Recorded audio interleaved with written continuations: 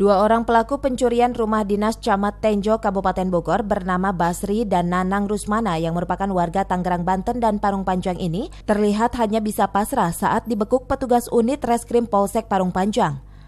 Keduanya ditangkap setelah kedapatan menjadi pelaku pembobol rumah dinas Camat Tenjo, Kabupaten Bogor. Dalam menjalankan operasinya, para tersangka masuk ke dalam rumah dinas Camat Tenjo dengan cara mencongkel jendela bagian belakang. Dari tangan kedua pelaku, petugas mengamankan uang tunai sebesar 9 juta rupiah, perhiasan, serta handphone dengan total kerugian keseluruhannya mencapai 60 juta rupiah.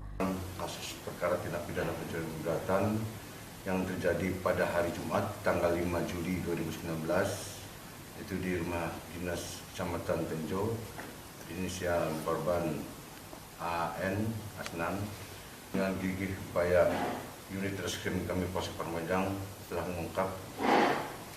menangkap pelaku atas nama N dan B, ya, dua orang bersama-sama.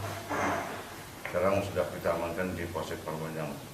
Barang bukti yang diamankan sebanyak 9 juta, kemudian emas ada sebanyak 45 gram, ya.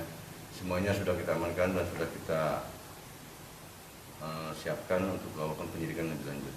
Untuk mempertanggungjawabkan perbuatannya, keduanya dijerat pasal 363 tentang pencurian dengan pemberatan yang ancaman hukumannya 7 tahun penjara.